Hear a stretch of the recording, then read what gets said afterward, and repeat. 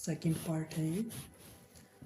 पहले पार्ट में ना लाइट चली गई थी, फिर दोबारा से लाइट आई। ओके, तो हम बात कर रहे थे फ्लाइट स्टीवर्ड की ट्रेनिंग की। हमने वहाँ से ट्रेनिंग पास कर ली और हमारी 6 मंथ के बाद जॉब भी लग गई। तो उस समय मैं दिल्ली एयरपोर्ट पे जॉब कर रहा था। तो दिन में मैं दिल्ली एयरपोर्ट पे जॉब करता था, रात को कॉल सेंटर में, इंडियन एयरलाइंस की कॉल सेंटर में बुकिंग होती थी फ़्लाइट्स की। और वहाँ पे साथ में रहते रहते हमसे हमारे बाद के बैच में एक लड़की आई थी। तो उस लड़की से मुझे प्यार हो गया था।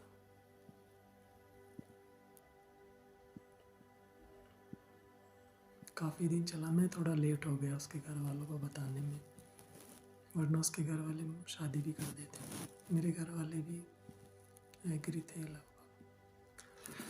तो कोई नहीं, लेकिन अभी बहुत कुछ करना था, बहुत आगे बढ़ना था। तो मैं दिन में एयरपोर्ट पे जॉब करता था, रात को कॉल सेंटर में। दोनों की मिला के सैलरी 11,000 रुपये मिलते थे।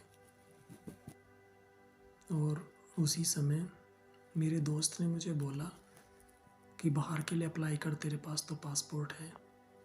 उसने मुझे किसी का ईमेल एड्रेस दिया, ओमनी होटल मॉन्ट्रियल, लेकिन वो बहुत बड़ा स्कैमर था। और उसी समय मैं धीरे धीरे इंटरनेट भी यूज़ करना सीखा मैंने 2007 से। उस समय याहू मैसेंजर हुआ करता था आपका, ऑरकुट पे आईडी बनती थी, सोशल मीडिया पे, जीमेल पे। मैंने धीरे धीरे सब जगह अपने अकाउंट बनाने शुरू किए। और हमने सीखा कि वही सोशल मीडिया पे कैसे एक्टिव रहते हैं, रिज्यूम बनाना सीखा। मैं यूपी बोर्ड का पढ़ा हुआ बंदा हूँ और मैंने इंग्लिश स्पीकिंग सीखी सन 2006 से 2007 तक। And today I am very good English speaker, I can speak English all through out. But मैं ये हिंदी में बना रहा हूँ, इसलिए मैं इंग्लिश वाला वर्जन भी लोड करूँगा later on. And you know what, Hindi से ज़्यादा आसान है इंग्लिश। ये जो सीबीएसई में बच्चे पढ़ते हैं शुरू से, फिर बड़े होके उनमें और यूपी बोर्ड वालों में यही फ़र्क है, क्योंकि वो हिंदी उनकी कमज़ोर हो जाती है। आप हिंदी पढ़ने के बाद इंग्लिश सीखोगे तो आपकी बैकग्राउंड बहुत मजबूत होगी, लेकिन अगर आप सीबीएसई पढ़ के और फिर हिंदी सीखोगे, बहुत मुश्किल सीख पाओगे। तो इंग्लिश स्पीकिंग सीखी, फिर लाइफ चलती रही। एक तरफ अपना वो ब्रह्मा कुमारी के सेंटर पे जाना शुरू किया। दिल्ली में भी सेंटर उनको हर जगह मिल जाता है। तो मैं जो आपको बता रहा था कि वहाँ पे जो जिन्हें मेरी बहन शिव बाबा बोलती थी, तो मुझे भी पता चला 7 दिन का कोर्स करने के बाद कि शिव बाबा कौन है। इसमें जो लाइट दिख रही है ना ऊपर, ये लाइट, इनको शिव बाबा कहते हैं। इस लाइट ने, ये जो बाबा है ना जिनकी फ़ोटो आप देख रहे हो, इनके तन में प्रवेश किया, जिन्हें हम ब्रह्मा बाबा कहते हैं। और मैं आपको बताऊं, जो मुझे साक्षात्कार हुआ था ना कमरे में, वो पहले मैंने पार्ट 1 में आपको बताया था, एक लाइट दिखाई दी थी। तो वो इन्हीं ने ही साक्षात्कार लाइट का मुझे कराया था। उसके बाद मुझे ज़िंदगी में बहुत तजुर्बे हुए, बहुत सारे अनुभव हैं, और मैं भी इस वीडियो में शेयर नहीं कर रहा हूँ। बाकी 7 दिन का कोर्स करना चाहो तो आप भी जान सकते हो हम कौन है, कहाँ से आए हैं, क्योंकि आने वाला टाइम बहुत ही भयानक आने वाला है। विनाश के सीन हर कोई नहीं देख पाएगा। तो टेक्नोलॉजी भले बहुत स्पीड से चल रही है, लेकिन दूसरी तरफ डिस्ट्रक्शन भी चल रहा है। तो हम अपने टॉपिक पे आ जाते हैं। फिर हुआ ये कि जॉब करते करते मेरी एयरपोर्ट वाली जॉब चली गई। जॉब कैसे चली गई, वो कॉन्ट्रैक्ट बेसिस जॉब थी। तो जो कॉन्ट्रैक्ट मिला था यूनिवर्सल एविएशन को, उन्होंने कुछ गड़बड़ कर दी, तो इंडियन एयरलाइंस ने उनका कॉन्ट्रैक्ट रिजेक्ट कर दिया। अब मेरे पास एक जॉब बची, नाइट शिफ्ट वाली, कॉल सेंटर की, जैना टावर जनकपुरी में मैं जाता था। तो अब दिन में मैं खाली था, लेकिन उधर मैंने कनाडा के लिए अप्लाई कर दिया। मेरे दोस्त ने मुझे ईमेल आईडी दी थी, मुझे मालूम नहीं था इंटरनेट पे भी स्कैम हो जाता है। तो मेरे साथ उन्होंने क्या किया, धीरे धीरे करके 3 बार इंस्टॉलमेंट में मुझसे डॉलर्स में पेमेंट ले ली। $550 एक, $450 एक, एक और $2,500 एक। तो उनके पास चले गए लगभग $3,500। और उस टाइम मेरे पास इतने पैसे थे भी नहीं, मैंने उधार लेके किसी से ब्याज पे पैसे लेके दिए थे और मेरे पैसे फंस गए। उन्होंने मुझे फर्जी कागज़ भेज दिए। तो मैं कनॉट प्लेस पे UAE एक्सचेंज है जहाँ पे मनी एक्सचेंज होती है, उनके थ्रू मैं पैसे भेजता था।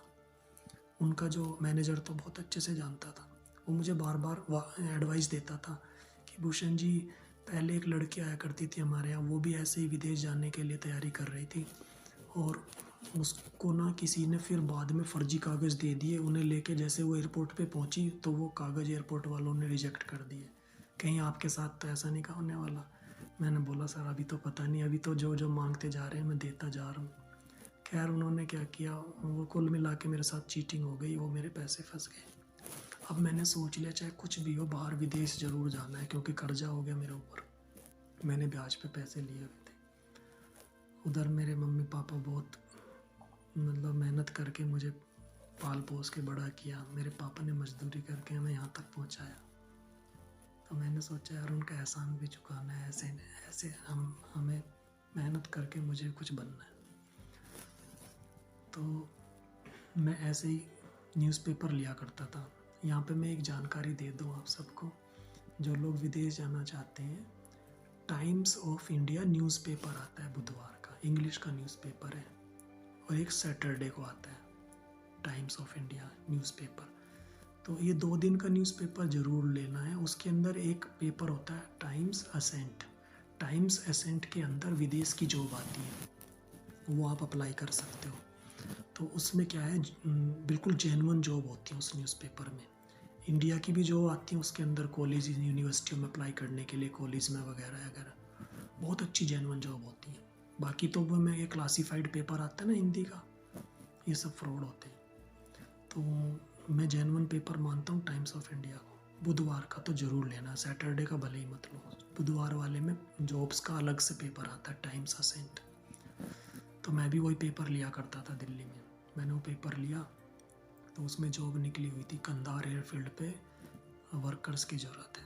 उसमें एक पोस्ट लिखी थी पैसेंजर स्पेशलिस्ट। मैंने वही काम मैं दिल्ली एयरपोर्ट पे करता था, मैंने उस पर अप्लाई कर दिया। अब मैं रात को कॉल सेंटर में ड्यूटी जा रहा था। जैसे ही मैं ड्यूटी पहुंचा, मैंने वहाँ जाके हेडफोन लगाया, क्योंकि मैं कॉल सेंटर में जॉब करता था, बुकिंग करता था। चेन्नई से कॉल आती थी मुझे सारी रिजर्वेशन। मैंने इंडियन एयरलाइंस का IBM सिस्टम सीखा हुआ है रिजर्वेशन का, उस पर मैं करता था बुकिंग। तो जैसे मैंने हेडफोन लगाया, मुझे नए नंबर से कॉल आ गया। अब वहाँ पे कॉल उठाना अलाउ नहीं है, तो टीम लीडर से मैंने छुट्टी ली वॉशरूम जाने की। मैं गया वॉशरूम में, जाके मैंने कॉल बैक की उस नंबर पे। तो उन्होंने बोला बेटा आपने अप्लाई किया हुआ है कंधार एयरफील्ड, विदेश जाना चाहते हो? मैंने सोचा यार अभी तो कनाडा का फ्रॉड हुआ है $3,500 का, ये और नया फ्रॉड आ गया शायद। मैंने बोला अंकल देखो बात ऐसी है, अगर फ्रॉड करना है तो पैसे ऐसे ही ले लो, मेरे पास टाइम नहीं आने जाने का कहीं। बोले नहीं बेटा, कनाडा से 2 अंग्रेज आए हैं और होटल ताज पैलेस में रुके हुए हैं और कल इंटरव्यू है, उससे पहले तुम्हें मेडिकल कराना होगा, अगर तुम मेडिकली फ़िट हो तो आ जाओ। मैंने बोला अंकल पैसे कितने लगेंगे? बोले 25,000 रुपये लेंगे हम आपसे वहाँ भेजने के। मैंने बोला अंकल मैं नहीं दे रहा पैसे, क्योंकि मैं पहले ही दुखी था, वो मेरे पैसे फंस गए थे कनाडा। तो उन्होंने बोला कि बेटा 2 इंस्टॉलमेंट में देने हैं, 12,000 और 12,500 आप 12,500 जिस दिन फ़्लाइट का टिकट दे देंगे आपको।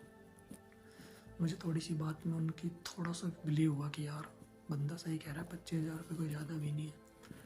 तो मैं वापस आया अपनी सीट पे। मैंने बोला, वो बोले अभी आ जाओ मेडिकल करा लो, अगर मेडिकली फ़िट हो तो आप चले जा सकते हो। अब मैंने सोचा यार मैं ड्यूटी पे हूँ, कैसे जाऊँ? मैंने टीम लीडर को रिक्वेस्ट की कि मेरे को अर्जेंट काम आ गया, मुझे जाना होगा, अभी 2 घंटे हुए थे मुझे ड्यूटी पे आए हुए। तो उसने बोला किसी और का इंतज़ाम करके जाओ और चले जाओ। मैंने एक बंदे को बोला और कि ओवर टाइम करेगा क्या? वो बोला हाँ कर लूँगा। मैंने कहा तो जल्दी आ जा, 2 घंटे की सैलरी भी तू ही ले लेना मेरी। वो आ गया, मैं वहाँ से रिलीज हो गया। उसके बाद अब मेरे पास उन्होंने बोला मेडिकल के लिए 2,000 रुपये लगेंगे। मेरे पास 2,000 रुपये नहीं थे उस टाइम, क्योंकि मेरी सैलरी आने वाली थी। तो मैंने जहाँ से मैं दूध लेता था, मेहराम नगर में रहता था मैं, दिल्ली एयरपोर्ट डोमेस्टिक एयरपोर्ट के सामने। वो मेरा बहुत अच्छा बंदा था, उसकी दूध की डेयरी है वहाँ पे। तो मैंने उसे फ़ोन किया कि भाई ऐसे, बोला भूषण भाई क्या बात कर दी तुम, 2,000 की जगह 4,000 ले जाओ। देखो जब किस्मत अच्छी हो ना दोस्तों, तो हर काम बनता चला जाता है। उसने मुझे पैसे दे दिए, मैं पैसे लेके सीधा उत्तम नगर मेट्रो स्टेशन से मुझे राजौरी गार्डन बुलाया गया था। मैं उस एजेंट का नाम डिस्क्लोज़ कर देता हूँ, IMR करके उनका नाम है। बहुत पुरानी फर्म है और वहाँ पे जितने भी लोग वर्कर हैं, एम्प्लॉई हैं, वो बहुत एज के हैं, 50+ की एज के हैं सब लोग। तो वो बहुत जेन्युइन ऑफिस है। साउथ अफ्रीका और US और जहाँ जहाँ वो भेजते हैं, इंजीनियर्स पोस्ट पे भेजते हैं लोगों को। जेन्युइन है, आप गूगल कर लेना। तो मैं चला गया, वहाँ पे एक अंकल बैठे थे। अंकल बोले बेटा जाके जल्दी जल्दी मेडिकल करा के आओ पहले, क्योंकि कल ना इंटरव्यू है ताज पैलेस में। अब मैं फटाफट गया तो देखा, उन्होंने बोला पीछे अपोलो फार्मेसी है वहीं पे राजौरी गार्डन में, तो उस पर चले जाओ। अपोलो फार्मेसी गया तो बोले 9 बज गए सर, अब तो लेट हो गया, कल होगा। मैंने बोला अंकल वो ऐसे ऐसे बोल रहे हैं, बंद हो गया अब तो। बोले कोई नहीं बेटा, कल इंटरव्यू दे लो, उसके बाद मेडिकल करा लेना। अब अगले दिन इंटरव्यू था ताज पैलेस होटल में। कहाँ पे? धौलाकुआ। मैं भी चला गया। अंग्रेज आए थे पेन ड्राइव में अपना पूरा प्रोजेक्ट लेके, तो वहाँ पे प्रोजेक्ट दिखा रहे थे अपना।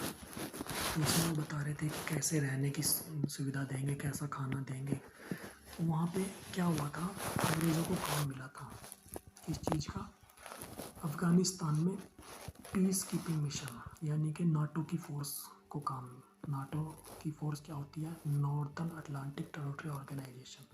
नाटो के अंदर 25 कंट्री आते हैं, अभी एक और ऐड हो गया, 26 हो गए। उस 26 कंट्रियों की जो फ़ौज है वो वहाँ जाती है जहाँ जिस देश में आतंकवाद बढ़ जाता है, शांति स्थापन करने के लिए, और उनको मदद करने के लिए एक और फोर्स जाती है, ISAF, ISAF। तो ISAF बोलते हैं इंटरनेशनल सिक्योरिटी असिस्टेंस फोर्स। वो जो इंटरनेशनल सिक्योरिटी असिस्टेंस फोर्स होती है उसके अंदर आते हैं 40-45 कंट्री, यानी कि जहाँ जहाँ नाटो की फोर्स जाएगी वहाँ वहाँ ISAF जाएगी। तो मुझे मेरी किस्मत, मैं आपको बताऊँ, मेरा सिलेक्शन हो गया वहाँ पे किस कनेडियन कंपनी में। तो उन्होंने बोला कि बस एक सवाल पूछा था कि आपके घर वाले फिक्र नहीं करेंगे आप इतनी डेंजर कंट्री में जा रहे हो काम करने? मैंने कहा नहीं, 3 भाई हैं हम, कोई दिक्कत नहीं है। तो बस सिलेक्शन हो गया। लेकिन अफ़गानिस्तान जाने से पहले भी एक बहुत बुरी वाली ट्रेजेडी हुई मेरे साथ, अभी शेयर करता हूँ। बने रहो वीडियो में, लाइक करना चाहो कर दो, चैनल को सब्सक्राइब करना चाहो मर्जी आप कर लो, क्योंकि मैं अभी आने वाले फ्यूचर में अच्छी वीडियो मेरे पास, क्योंकि लगभग मैंने 18 साल का एक्सपीरियंस है मुझे जॉब करने का अलग अलग फील्ड में, जैसे एयरपोर्ट का, जैसे ट्रैक्टर कंपनी टेक्निकल, जैसे इंश्योरेंस, रियल इस्टेट, जैसे अपना CSC चलाने का एक्सपीरियंस है, जैसे इंग्लिश स्पीकिंग का एक्सपीरियंस है, जैसे डिजिटल मार्केटिंग सीखी हुई है मैंने, वेबसाइट बनाना और वो हार्डवेयर नेटवर्किंग वो भी सीखा हुआ, जैसे वो क्या बताऊँ, और मेडिटेशन करने का एक्सपीरियंस है, यानी कि मैं लगभग सन 2002 से मेडिटेशन कर रहा हूँ। और ऐसा नहीं कि सारी खूबियाँ मेरे अंदर ही हैं, कुछ बुराइयाँ भी हैं, वो भी शेयर करूँगा अभी। तो सिलेक्शन हो गया, अंग्रेज़ों ने बोला यू आर सेलेक्टेड, अभी आप अपने घर चले जाओ, 1 साल के लिए जाएंगे आप, 11वें महीने बाद छुट्टी मिलेगी 1 महीने की विद सैलरी, और आपकी सैलरी है $1,070 पर मंथ, ओवर टाइम अलग मिलेगा जो करोगे एक्स्ट्रा, और उस समय डॉलर 55 रुपये का था। तो ये सन 2007 की बात है, अगस्त की। तो हुआ है क्या कि मेरा सिलेक्शन हो गया, मैं पासपोर्ट जमा करके अपना घर चला गया, मैंने कॉल सेंटर की जॉब छोड़ दी अभी। लेकिन लाइफ इतनी इजी नहीं है दोस्तों, मैं घर चला गया। अब मुझे रूम का रेंट भरना था, क्योंकि रूम मैंने दिल्ली में लिया हुआ था अपने। तो ये बात है 14 अगस्त 2007 की। तो मैं अपने घर से, मैं कभी मेरठ से ट्रेन से जाता ही नहीं था दिल्ली, पहली बार मैं पैसेंजर ट्रेन से दिल्ली जा रहा था, हमेशा बस से जाता था रोडवेज से। तो कालका पैसेंजर ट्रेन थी, शाम को चलती है यहाँ से मेरठ सिटी से। मैंने उस ट्रेन में बैठ गया। मेरे बैग में पासपोर्ट, उसी दिन मैंने नया अकाउंट खुलवाया था अपने भाई के साथ, उसकी पासबुक, मेरे घर वालों का राशन कार्ड, मेरे सारे ओरिजिनल डॉक्यूमेंट्स लेके मैं, क्योंकि मेरा अगले दिन दिल्ली में मेडिकल था अफ़गानिस्तान जाने के लिए, और मेरा ओरिजिनल पासपोर्ट भी उसी में था। तो जा रहा था मैं ट्रेन में, मैंने बैग ऊपर रख दिया, ऊपर वाली सीट पे। गाजियाबाद ट्रेन रुकी स्टेशन पे, तो बहुत सारे लड़के भर्ती देखने आए थे ISF की और CISF की। तो वो लड़के भी उसी बोगी में चढ़ गए।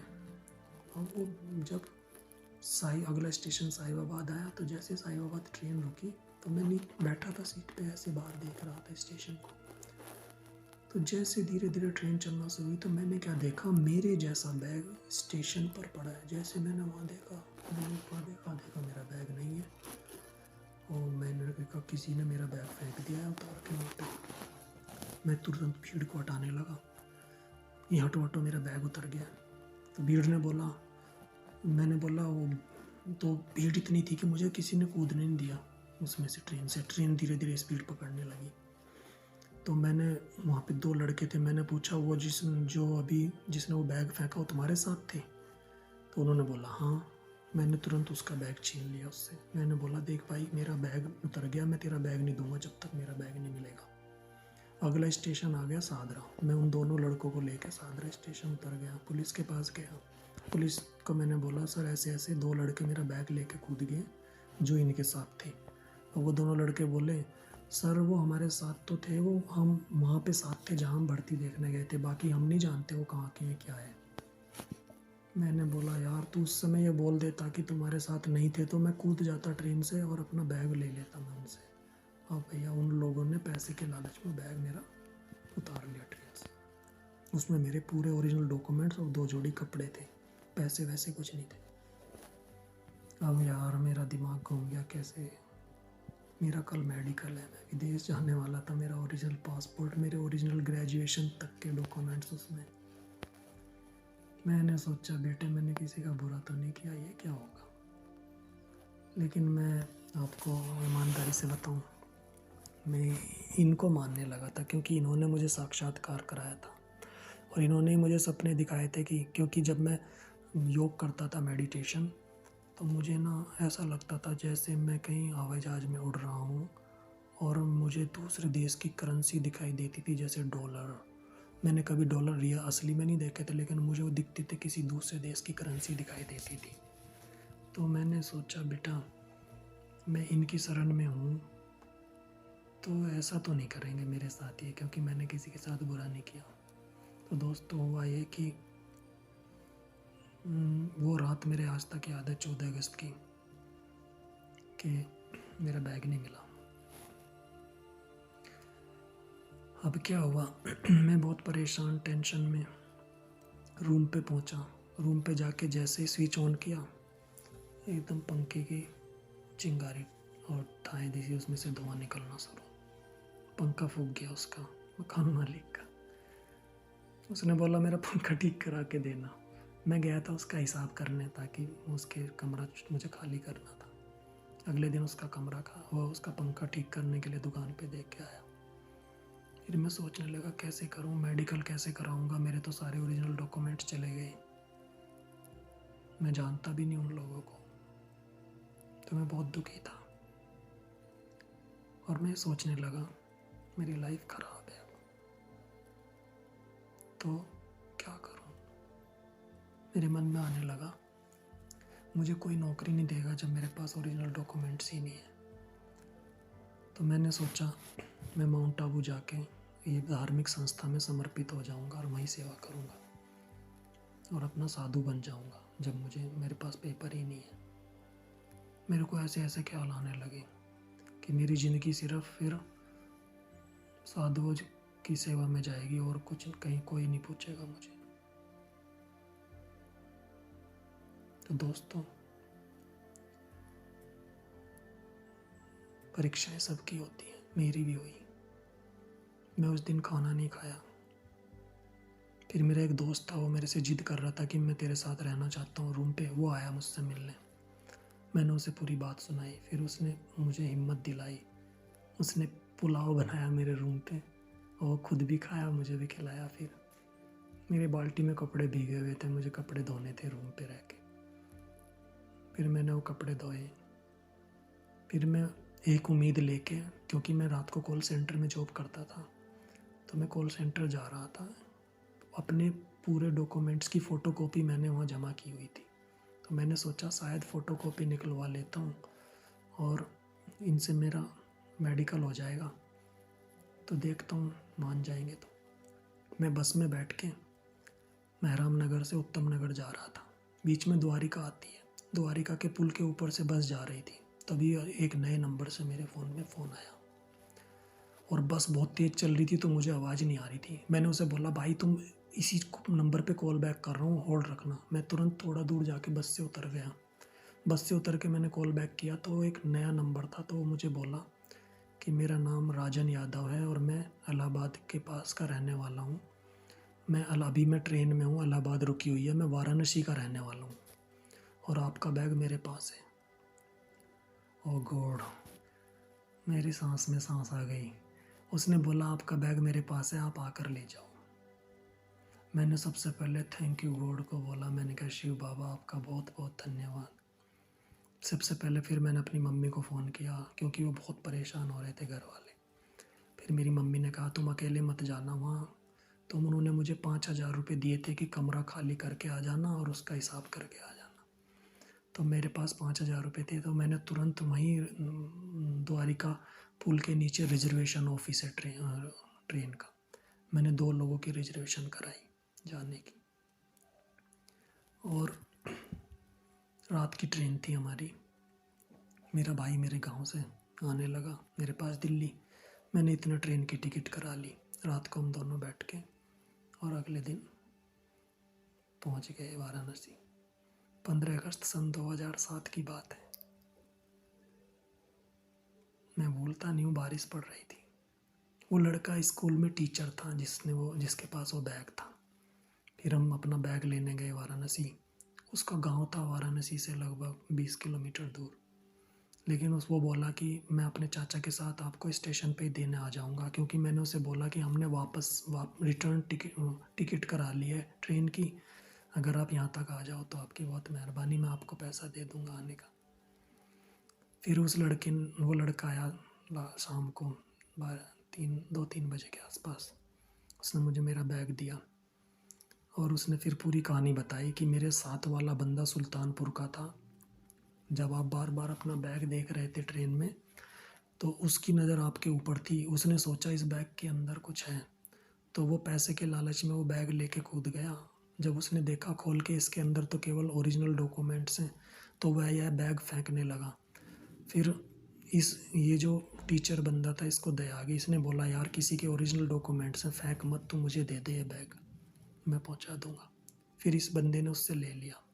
अब आप सोचो, काश अगर वो इस बैग को फेंक देता तो मेरी लाइफ का क्या होता, मैं आज यहाँ पे ना होता। तो दोस्तों, इसलिए अच्छे कर्म कभी ना कभी काम आते हैं, अच्छे कर्म जरूर करने चाहिए। आगे स्टोरी बढ़ते बढ़ते मैं फिर बैग लेके वापस आया और फाइनली मेरा मेडिकल हो गया।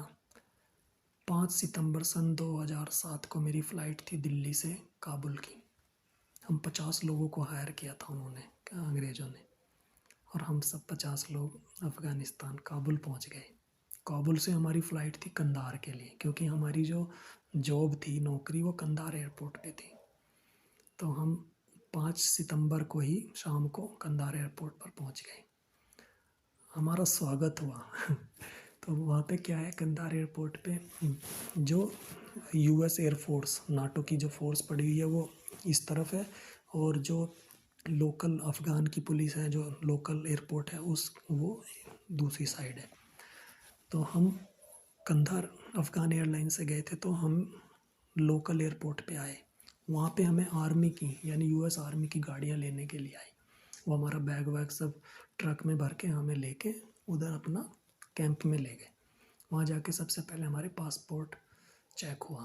फिर उन्होंने हमें ब्रीफिंग दी कि यहाँ पे रोज़ाना जब अटैक होता है तो क्या करना है, अपने आप को सुरक्षित कैसे रखना है। वो कहानी मेरे दोस्तों, अब आपको ट्विस्ट आ रहा है कहानी में। वो कहानी अपनी आंखों देखे सुनाता हूँ। पहली रात को, यानी कि 5 सितंबर को हम पहुँचे। तो जैसे हमें उन्होंने रूम वगैरह दे दिया, जो हमारे रहने के रूम थे। तो कंटेनर के रूम होते हैं वहाँ पे। कंटेनर रूम मतलब जैसे आपने कई बार देखा होगा, यहाँ पे कोई कंटेनर का बॉक्स रखा, अंदर से उसमें एसी वगैरह सब लगा होता है। उस कंटेनर को उठा के कहीं भी दूसरी जगह ले जाया जा सकता है, ट्रांसपोर्ट किया जा सकता है। इस तरह उन्होंने कंटेनर के ऊपर कंटेनर रख के फिर उसके ऊपर ऐसे टीन की छत डाल के रूम्स बनाए हुए थे। उसके अंदर बिजली, एसी सब कुछ होता था। तो अभी बिल्डिंगें बनने लग रही थी, तो शुरू शुरू में एक एक रूम में 4-4 लोग रहते थे। यानी कि 2 बेड रहते थे, एक बेड नीचे एक ऊपर, एक नीचे एक ऊपर, ऐसे। तो बंक बेड बोलते हैं उसको, जैसे ट्रेन में होता है।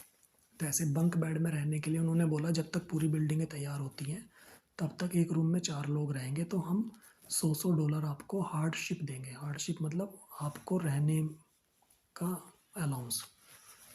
फिर उसके बाद 2-2 रूम में 2-2 लोग रहेंगे बस। फिर आपको ये हार्डशिप नहीं मिलेगी, कोई बात नहीं। तो शुरू में जैसे ही हम पहली रात को वहाँ पहुँचे, तो वहाँ पे क्या हुआ, सब अपने रात की बात बताऊँगा, 7-8 बज रहे होंगे रात के। तो अचानक से छत के ऊपर से आवाज़ आई, और थोड़ी देर बाद स्मेल आई, बारूद की बदबू।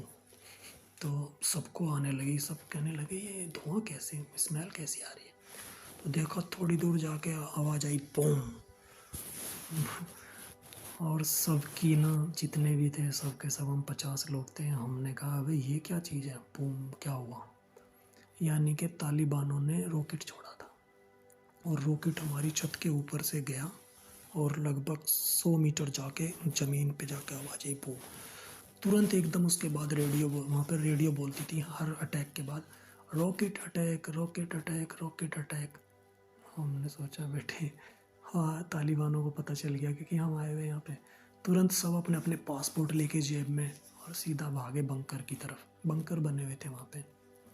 तो बंकर कैसे होते हैं, सीमेंट की छत होती है, और जैसे उसके अंदर एक बेंच पड़ी हुई थी, मतलब बैठने के लिए। उन्होंने ऐसा किया होता कि वो पूरा लोहे के उससे बना होता था, लेंटर टाइप का, तो ताकि उस पर रॉकेट का असर ना हो। तो तुरंत हम भाग के उसमें घुस गए, पहला ही दिन, पहली रात को। तो हमने कहा यार, अंधेरी रात एकदम, कोई लाइट नहीं, कुछ नहीं, क्योंकि लाइटें बंद हो जाती थी जब रॉकेट अटैक होता था। अंधेरे में शक्ल भी नहीं नज़र आ रही किसी की। हमने कहा यार ये क्या है यार, आफत है, यहाँ कहाँ आ गए। अफ़गानिस्तान में क्या है, पेड़ नहीं है दूर तक, एकदम रेगिस्तान, पहाड़ियाँ ही पहाड़ियाँ हैं। तो हम वहाँ पे एयरपोर्ट पे रहते थे, तो दूर दूर तक पहाड़ियाँ ही पहाड़ियाँ होती थी। और वहाँ पे ज़्यादातर गीदड़ होते हैं, गीदड़, और बाकी जानवर नहीं होते वहाँ। तो हमने देखा भाई बड़ी डेंजर जगह। उसके फिर आधे घंटे बाद पुलिस आई। पुलिस पूछते आगे, सब ठीक है, एवरीथिंग ऑल राइट। और वो काउंटिंग करके लेके जाते हैं कि कोई कम तो नहीं हुआ। तो हमारा मैनेजर था, कनेडियन कंपनी थी, तो मैनेजर काउंट करके गया सब लोगों को। फिर वापस आधे घंटे बाद सब वापस अपने रूम में चले गए, लेकिन सो नहीं पाए। लगा यार दोबारा ना हो जाए। मैं तो अपना पासपोर्ट अपने जेब में डाल के सो गया कि अगर दोबारा उठ के भागना होगा, क्योंकि हमें ना उन्होंने बॉडी आर्मर और हेलमेट दिया हुआ था पहनने के लिए, कि जैसे ही रॉकेट अटैक सायरन बजे तुरंत बॉडी आर्मर, उसके अंदर लोहे की प्लेट होती थी आगे भी पीछे भी, और लोहे का हेलमेट होता था, उसे पहन के आप भाग के उस बंकर में घुस जाओ। और उन्होंने वो बंकर ना हर जगह बनाए हुए थे, हर बिल्डिंग के पास। ये भाई 5 सितंबर, 6 सितंबर, 7 सितंबर, 8 सितंबर, ऐसे सितंबर हमारा हर तीसरे दिन, कभी दिन में हो जाता था, कभी रात को। कभी खाना खाने गए हैं डाइनिंग में और रॉकेट अटैक हो गया, तुरंत टेबल के नीचे घुसना पड़ता था सिर के बल। लेकिन वहाँ पे खाना बहुत अच्छा मिलता था। आर्मी वालों के साथ हमने खाना खाया, हर तरह की, मतलब मैं वेजिटेरियन हूँ, तो लहसुन प्याज भी नहीं खाता था उस समय, क्योंकि मैं इनको फॉलो करता। तो वहाँ पे सलाद, दूध, फ्रूट, चॉकलेट, फ्लेवर मिल्क, मतलब मैं अपने मतलब की बता रहा हूँ। और जो लोग नॉनवेज खाते हैं उनके लिए तो इतना कुछ खाने को नॉनवेज होता था बहुत। जो इंडिया से यहाँ से लोग गए थे शाकाहारी, जो कभी मीट नहीं खाते थे, मैंने देखा वो लोग वहाँ जाके फ्री का मिलता था ना खाने को, फ्री का मीट, सबका एक एक महीने के अंदर 10-10 किलो वजन बढ़ गया वहाँ जाके। आपको बताऊँ क्या, हेल्थ बन जाती, क्योंकि अमेरिकन बहुत अच्छा खाना खाते हैं। वहाँ पे टॉयलेट्स में भी एसी लगे होते थे, तो रहने खाने का बहुत अच्छा स्टैंडर्ड था। लेकिन बाहर जो माहौल था वो वॉर जोन था, यानी कि आपको अपने आप को ज़िंदा रखना है, बचा के रखना है, तभी आप सर्वाइव कर पाएंगे। तो एक महीने हमें वहाँ पे कोई काम नहीं था, सिर्फ रहना और खाना, यानी कि कमरे पे खाली रहना। तो मैं क्या करता था, मैं 1-2 घंटे मेडिटेशन करता था रूम में बैठ के, शांति की दुआ करता था सबके लिए, आसमान की तरफ देख के भगवान से बात करता था कि ये भगवान सबको सुरक्षित रखना। और शुरू के महीने मैंने मोबाइल भी नहीं ख़रीदा वहाँ जाके, बस किसी दूसरे के फ़ोन से हम एक फ़ोन कर लिया करते थे घर पे मिस कॉल मार के, क्योंकि मैं पैसे कमाने के लिए गया था वहाँ पे। फिर हमारी आईडी कार्ड बन गए। आईडी कार्ड बनने के बाद हम जिस जॉब पे हम गए थे पैसेंजर स्पेशलिस्ट, तो हमें मौका मिला अपना काम करने का। तो हमें ट्रेनिंग दिया उन्होंने पहले। तो हम जिनके लिए काम करते थे वो एयरफोर्स के लिए, यानी कि हमारे बीच में जो हमारे बॉस होते थे, warrant officer, squadron leader, major, है ना, तो इस रैंक के लोग होते थे, फ्लाइट सार्जेंट। तो मैं बताऊँ, मेरी कोई बैकग्राउंड नहीं है आर्मी से, एयरफोर्स से, लेकिन मैं वहाँ जाके सीखा सब कुछ, रैंक, उनकी रैंक क्या होती है। मेरा भाई आर्मी में है, अब मतलब उस समय आर्मी में था, अभी रिटायर होकर पुलिस ज्वाइन कर लिया उसने। तो मेरा भाई भी सिखाता रहता था। तो मैं आपको क्या बताऊँ, मैंने वहाँ पे बहुत पैसा कमाया। मैं वहाँ 6 साल रहा। पहले साल जब मैं कनेडियन कंपनी में गया तो मेरी सैलरी $1070 थी और मेरा ओवर टाइम $1500 था, यानी कि मैं $2570 कमाता था। मैंने सबसे पहले अपना कर्जा चुकाया इंडिया में, जो मेरे ऊपर कर्जा था। फिर मैंने अपने गांव में मकान बनवाया अपने मम्मी पापा को। फिर उसके बाद बाइक खरीदवाई घर में, मतलब क्योंकि देखो मैं एक गरीब किसान के घर से हूँ, मतलब मेरे पापा आज भी खेती करते हैं। मेरे पापा ने हमें पढ़ा लिखा के, मजदूरी करके हमें पढ़ाया लिखाया। मैं उनका बहुत शुक्रगुजार। आप में से बहुत लोग होंगे जो इस वीडियो को देख रहे होंगे और गरीब घर से होंगे। तो मेरे भाई, आप गरीब घर में पैदा हुए हो, ये आपकी मजबूरी नहीं है, आपकी किसी कर्म की वजह से आप उनके घर में पैदा हुए हो। लेकिन गरीब होके मरोगे ये आपके ऊपर है, आपको कोई नहीं रोक रहा पैसे कमाने से, कोई भी। अच्छे लोगों के साथ जुड़ो, रास्ता मिलता चला जाएगा। मेरा सपना था कनाडा जाने का, मैं आपको बताऊं तो वो मेरे साथ फ्रॉड हुआ था। जो किस्मत अच्छी थी मेरी, जैसे ही मैं अफ़गानिस्तान पहुंचा, 1 महीने बाद मेरे को ईमेल आया जहाँ से मैं पैसे भेजता था, कनॉट प्लेस से, यूए एक्सचेंज से। वहाँ के मैनेजर ने मुझे ईमेल किया कि भूषण, तुमने जो $2500 भेजे थे उन्हें, उस अकाउंट में कुछ प्रॉब्लम है। वहाँ से मेल आई है कि दूसरा अकाउंट नंबर दो, नहीं तो ये पैसा हम आपको वापस कर देंगे। तो मैं गया, मैंने ईमेल चेक की वहाँ पे अफ़गानिस्तान में, क्योंकि मेरे पास वहाँ लैपटॉप तो था नहीं उस समय। तो वहाँ पे हमें एक MWR फैसिलिटी मिलती है, जहाँ पर आप जाकर अपने घर वालों से वो याहू मैसेंजर हुआ करता था, उस पर हेडफोन लगा के बात कर सकते हो, अपनी ईमेल चेक कर सकते हो।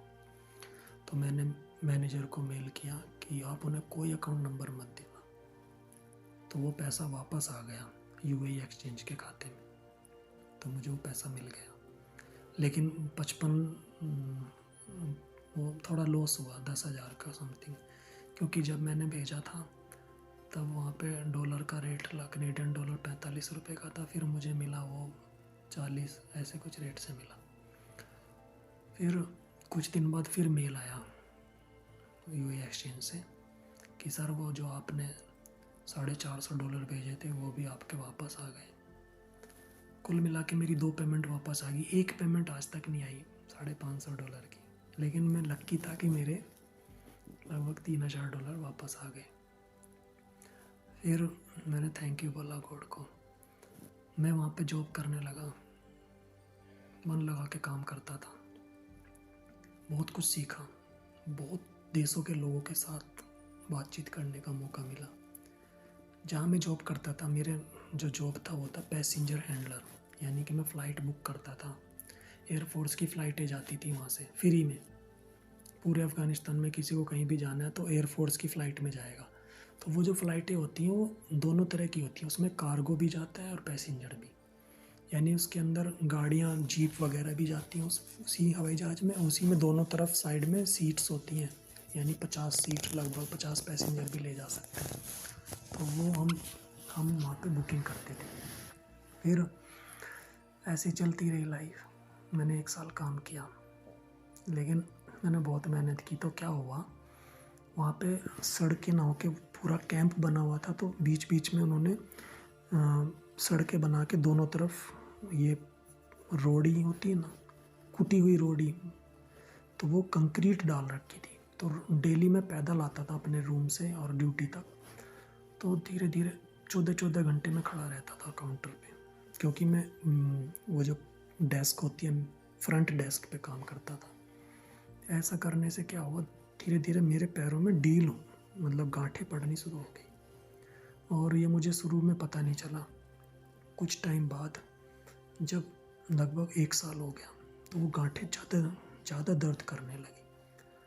तो एक दिन मैंने अपने मैनेजर को दिखाई, तो वो बोली तेरी तो बहुत बुरी हालत है पैरों की, तो ऐसा कर, तू इंडिया चला जा, अपना इलाज करा के आ, मैं मैनेजर से बात करती हूँ, इमरजेंसी छुट्टी दे देगा।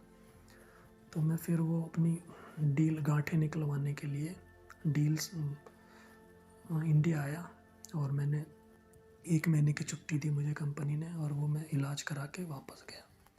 कंपनी बहुत अच्छी होती है विदेश की, कनाडा की कंपनी थी मेरी। फिर मैं वापस जाके मुझे पता चला कैंप के अंदर और भी बहुत कंपनियां हैं, बहुत पैसा है। तो मैं एक दिन ऐसे ही दूसरी कंपनी में चला गया इंटरव्यू देने। मैंने ITI भी की हुई है ना ऑटोमोबाइल से, मैंने फर्स्ट पार्ट में बताया था। तो मुझे डीजल पेट्रोल इंजन का काम आता है, गाड़ी रिपेयर करनी आती है। तो वो कंपनी का नाम था रिकॉन इंटरनेशनल। तो मैं उसमें इंटरव्यू देने चला गया, और जिस कंपनी में मैं काम करता था उसका नाम था एटको फ्रंटेक, एटको ग्रुप। आप सर्च कर लेना गूगल पे, एटको ग्रुप, बहुत बड़ी कंपनी है कनाडा की, कालगरी में उसका ऑफिस है। तो अभी जो रिकॉन इंटरनेशनल कंपनी थी, मैं इसका जो प्रोजेक्ट मैनेजर था वो अमेरिकन था। एंड यू नो गाइस, वहाँ रह के मुझे इंग्लिश बोलना बहुत ईजी लगने लगा था, यानी कि मेरी इंग्लिश बहुत अच्छी इम्प्रूव हो चुकी थी। तो मैंने जाके उसको इंट्रोडक्शन दी, तो उसने बोला right now I want 10 people like you. मैंने बोला 10 लोग कहाँ से ला के दूँ तुझे। बोला मुझे 10 लोग अभी चाहिए तेरे जैसे। यानी कि उसने मुझे हायर कर लिया। उसने बोला सैलरी दूंगा $1600, और हर 5 महीने में छुट्टी दूंगा, तुम मेरी कंपनी में आ जाओ। जहाँ मैं जॉब कर रहा था वहाँ मुझे मिलते थे $1070, और हर 11 महीने बाद छुट्टी।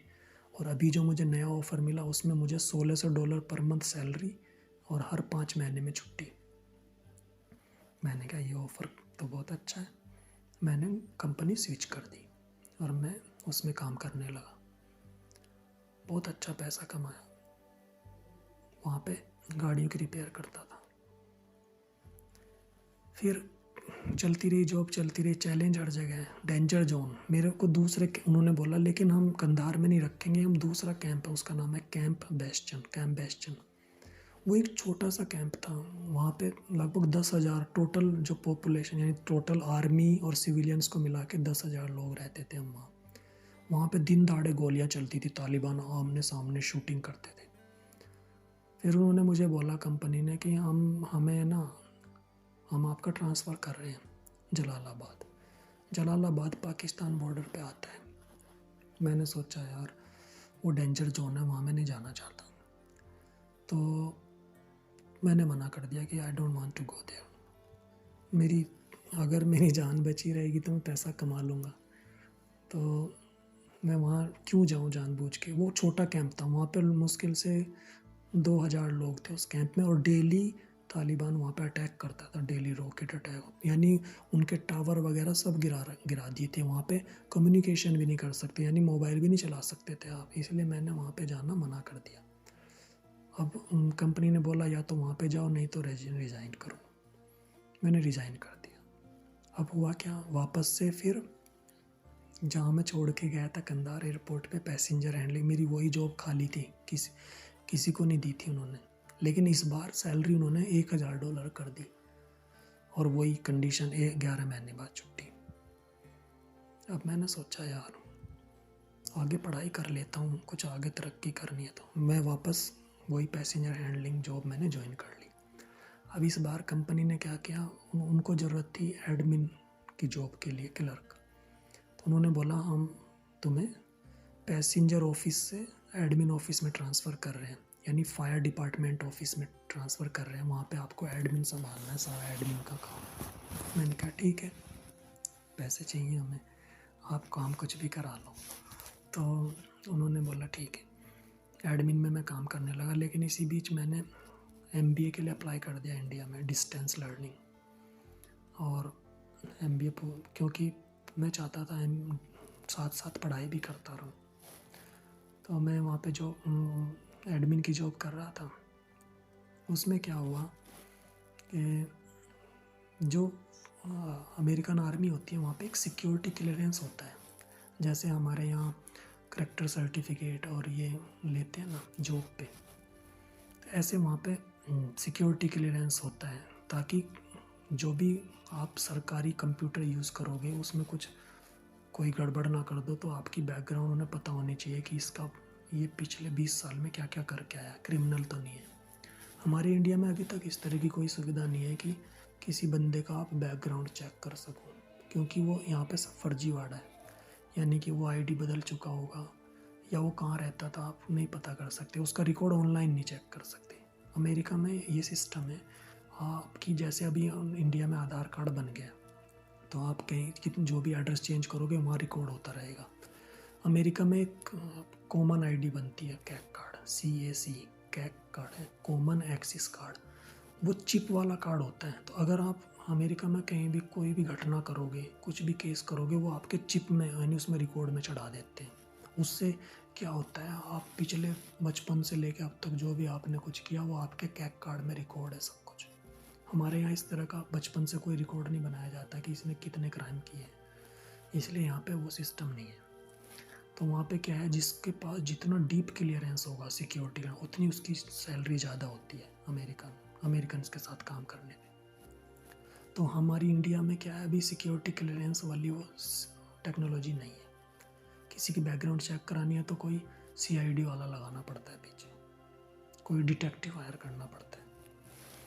तो अभी रूल आया कि नाटो के अंदर जो कंट्री है 25, उसी कंट्री के लोगों को कंप्यूटर यूज़ करने देंगे, सीक्रेट कंप्यूटर, क्योंकि उसमें उनकी खुफिया जानकारी होती थी, बारूद कहाँ है, अटैक कहाँ पे करना है, ये कहाँ अभी आर्मी किस क्षेत्र में क्या करने जा रही है, यानी उनकी पूरी जानकारी उसके अंदर होती थी। तो वो कंप्यूटर मुझे यूज़ करना अलाउ नहीं था, क्योंकि मेरा जो देश है इंडिया वो नाटो का पार्ट नहीं है, इसलिए मुझे वहाँ पे वो कंप्यूटर यूज़ करने नहीं दिया जाता था। मुझे और दूसरे ऑफिशियल काम करना अलाउ था, कंप्यूटर को छोड़ के बाकी लिखाई का, पढ़ाई का, फ़ोन सुनना, ये सब मुझे अलाउ था। तो अभी मेरी ये जो एडमिन वाली जॉब थी, इसमें मुझे क्या करना होता था, कैंप के अंदर रहने के लिए ID कार्ड बनता था। ID 6 महीने के लिए एक्सपायर हो जाती थी, 6 महीने बाद या 1 साल। उसे रिन्यू कराने के लिए पेपर वर्क जमा करना होता था आर्मी वालों के पास जाके। तो अगर फिर उसके बाद जिस बंदे की वो ID है उसको इंटरव्यू के लिए ले जाना होता था, तो इंटरव्यू के बाद ही ID कार्ड रिन्यू होता था, उससे पहले नहीं। तो वो वहाँ पे क्या हुआ कि मैं छुट्टी आया हुआ था इंडिया, और मैं कुछ लोगों की ID रिन्यूअल के लिए जमा करके आया था पेपर वर्क। उनमें से एक नेपाल का लड़का था, वो इंटरव्यू देने नहीं गया, तो उसकी ID रिन्यू नहीं हुई, उसकी ID कार्ड एक्सपायर हो गया। जब मैं वापस गया तो हमें जस्टिफिकेशन देना होता है कि ये क्यों नहीं गया इंटरव्यू देने। तो मैंने जाके पेपर वर्क दोबारा से डालना था वहाँ पे। तो मैंने उससे पूछा कि तुम क्यों नहीं गए इंटरव्यू देने। तो वो मुझसे बोला कि क्योंकि मैं फायर डिपार्टमेंट में काम करता था, तो बोला कि वो फायर फाइटर था नेपाली। वो बोला कि कैंप में आग लग गई थी, हम आग बुझाने के लिए गए थे।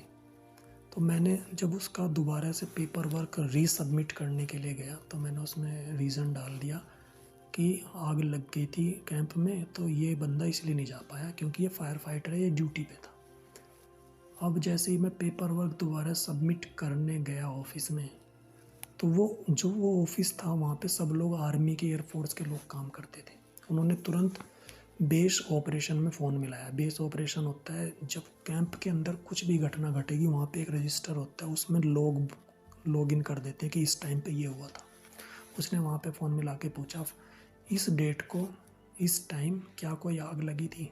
वहाँ से पता रिप्लाई आया नहीं, कोई आग नहीं लगी। यानी कि वो नेपाली ने मुझे झूठ बोला। अब लेकिन पेपर वर्क मैं जमा करके आ रहा हूँ, तो मेरा जो बॉस था फायर चीफ, उसके स्टैंप लगती थी। मैं तो एडमिन था, मेरा काम तो केवल पेपर वर्क तैयार करना, साइन जो होते थे वो फायर चीफ के होते थे। तो फायर चीफ ने उस पर स्टैंप लगाई हुई थी। तो जैसे मैं पेपर वर्क देख के आया, मेरे बॉस को फ़ोन आ गया कि वो अभी अभी आपका एडमिन एक पेपर वर्क जमा करके गया है, उसमें उसने रीज़न दिया है कि ये बंदा इंटरव्यू में इसलिए नहीं गया क्योंकि आग लगी थी कैंप में। और यहाँ तो कोई आग नहीं लगी थी, मैंने अभी कंफर्म किया। अब आप सोचो कि मेरे साथ क्या होने वाला था। यानी कि मेरी जॉब जाने वाली थी, जिसमें कि मेरी कोई गलती नहीं है। मुझे जैसा सामने वाले ने बोला वैसा ही मैंने उस पेपर वर्क में लिखा। अब मैंने सोचा बेटा, लेकिन मेरी किस्मत बहुत अच्छी थी। जब मैं इंडिया छुट्टी आया हुआ था, उसी बीच में मुझे एक दूसरी कंपनी से ऑफ़र मिल गई थी वहीं पे। बहुत अच्छी ऑफ़र दोस्तों, सुन के आपको हैप मान जाएंगे। जब मैं इंडिया छुट्टी आया था तो मैं एक कंपनी में अप्लाई करके आया था, उसका नाम है AMK9, American K9 detection services. Search कर लेना गूगल पे, बहुत अच्छी कंपनी है। उसमें मैं एडमिनिस्ट्रेशन की पोस्ट के लिए अप्लाई करके आया था। तो वहाँ से मुझे ऑफ़र आ चुकी थी और मेरी सैलरी क्या ऑफ़र थी पता, $4,200 पर मंथ सैलरी, हर 3 महीने में छुट्टी, और $100 इंटरनेट के लिए मिलेंगे, और जी $100 का कार्ड मिलेगा फ़ोन का, और रहना खाना फ्री। दोस्तों कैलकुलेट करके देख लेना, आज की डेट में $4,200 कितने होते हैं। उस टाइम में इंडिया के 2,10,000 रुपये मंथ के होते थे सैलरी। सुन पा रहे हैं? कोई नहीं, जहाँ ऊपर वाले को रखना, मैं तो उसकी पूजा करता था, उसका मेडिटेशन ध्यान लगाता था। मैं जैसे ही वापस ऑफिस आया, फायर चीफ मेरे बॉस ने बोला भूषण, तुम जो पेपर वर्क दे के आए हो उसमें क्या लिख के आए हो। मैंने कहा सर, ये नेपाली ने मेरे को बोला कि आग लगी थी कैंप में, इसलिए मैं इंटरव्यू देने नहीं जा पाया। लेकिन उन्होंने फ़ोन करके मालूम कर लिया कि ये कोई आग नहीं लगी थी, ये मुझे झूठ बोला। जिसने मुझे झूठ बोला तो मैंने पेपर में झूठ लिखा। अब इसमें मेरी क्या गलती है? मैं तो छुट्टी गया हुआ था इंडिया, अभी आया हूँ वापस, मुझे क्या पता आग लगी थी उस दिन, और इसे सच बोलना चाहिए था। तो उसने बोला बेटा अब तुम्हारी जॉब जाने वाली है। मैंने सोचा इससे पहले कि ये मुझे टर्मिनेट करें, मैंने तुरंत ऑफिस में जाके अपना रेजिग्नेशन लेटर लिख के और ड्राफ्ट में तैयार करके सेंट आइटम में, यानी टाइम भर दिया कि शाम के 4 बजे सारे जितने भी मेरे बॉस थे सबको मैंने CC में ले लिया। क्योंकि और वैसे भी मेरे को दूसरा ऑफ़र मिल चुका था जॉब का, लेकिन मैं वो जॉब अभी छोड़ने का इच्छुक नहीं था। मैं आराम से 1 महीने का टाइम देता, यानी कि मैं नोटिस पीरियड दे के तब मैं जॉब छोड़ने वाला था वो। लेकिन मेरे साथ सिचुएशन ऐसी हुई कि मुझे वो तुरंत रेजिग्नेशन अपना डालना पड़ा, और वहाँ से मैं रिज़ाइन करके अब मुझे दूसरी कंपनी ने हायर कर लिया। अब मुझे मिल गया काबुल का एरिया। मुझे कंपनी ने 1 महीना काबुल में रखा। वहाँ पे कंपनी ने लोकल में एक पूरा घर रेंट पे लिया हुआ था, उसमें बॉडीगार्ड भी रखे हुए थे, 2 AK-47 वाले। वहाँ पे मेरी ट्रेनिंग चली 1 महीना। उसके बाद काबुल के पास में एक आर्मी का कैंप था, कैंप फिनिक्स मेरा बेस था, मतलब जहाँ मेरी पोस्टिंग थी वहाँ पे। अब मैं वहाँ का रीजनल एडमिनिस्ट्रेटिव ऑफिसर था और मेरे को सब लोगों की फ़्लाइट बुक करना, छुट्टी बुक करना, सैलरी बनाना, और अमेरिका का एक सॉफ्टवेयर होता है वैलिएंट, उसके अंदर मैं उनकी सैलरी स्लिप निकालता था और उनके साइन करके दोबारा अपलोड करता था। यानी कि मेरे पास एक जिम्मेदारी वाला काम था और मैं अच्छी पोस्ट पे था वहाँ, और मैंने बहुत अच्छा पैसा कमाया। मेरा 22 लाख रुपए साल का पैकेज था, और अगर मैं छुट्टी नहीं आता तो उसकी सैलरी मुझे अलग मिलती थी। वहाँ पे गाड़ी मिली हुई थी कंपनी से, रहना खाना फ्री, और एक LOE मिलती है, लेटर ऑफ ऑथराइजेशन, जो कि US आर्मी देती है। उस LOE पे मेरे को सारी प्रिविलेज मिले हुए थे, जिम जाना, ये करेंसी एक्सचेंज कराना, पोस्ट ऑफिस यूज़ करना, ट्रांसपोर्ट यूज़ करना, मिलिट्री की फ़्लाइटें यूज़ करना, यानी कि बहुत सारी सुविधा। तो दोस्तों मेरा यादगार था, मैं उसकी फ़ोटो ढूंढ के देखता हूँ, मेरे लैपटॉप में पड़ी होगी, मैं अभी वीडियो पे डालूँगा। वो वहाँ मैंने ये बात है सन 2011 से और 2013 तक मैं उस कंपनी में रहा। बहुत अच्छे से काम किया, बहुत अच्छी कंपनी थी, लेकिन ऊपर वाला जानता है क्या होने वाला है। वो अपने बच्चे को हमेशा सुरक्षित रखता है। 30 दिसंबर 2013 मेरा लास्ट डेट था वहाँ पे। इसी बीच में ट्विस्ट क्या हुआ लाइफ में, एक हमारा जो प्रोजेक्ट मैनेजर था केन डार्विल, उसने रिज़ाइन कर दिया। वो बहुत अच्छा बंदा था। मेरे जो बॉस का जो बॉस था मार्क वॉलमैन, लिंक्डइन पे सर्च कर लेना, Mark Wallman. He was very nice guy. वो मुझे फील होता है जैसे पापा जैसा फीलिंग आती थी। मैं प्योर वेजिटेरियन था, तो मेरे लिए अलग से वो वेजिटेरियन चीज़ें खरीद के ला के देता था खाने के लिए। इतना ध्यान रखते थे। बहुत अच्छे होते हैं अमेरिकन लोग अगर आप काम करें। मेरी लाइफ ज़्यादातर देखो अमेरिकन, अभी मैं आपको कंट्री के नाम गिनवा देता हूँ, कितने लोगों के साथ मैंने वहाँ काम किया जिनके साथ मेरा ऑफिशियल काम पड़ता था, जैसे UK, Canada, US, Singapore, Slovakia, Yugoslavia, Jordan, Bulgaria, Romania, Uzbekistan, Kyrgyzstan, Dubai, India, Nepal, Pakistan, Bangladesh, Bosnia, Herzegovina, और याद कर रहा हूँ कुछ बहुत अजीब अजीब से वो उनके फ्लैग होते हैं ना, यहाँ पे लगे होते हैं, वो देखते थे हम। चेक रिपब्लिक, नीदरलैंड,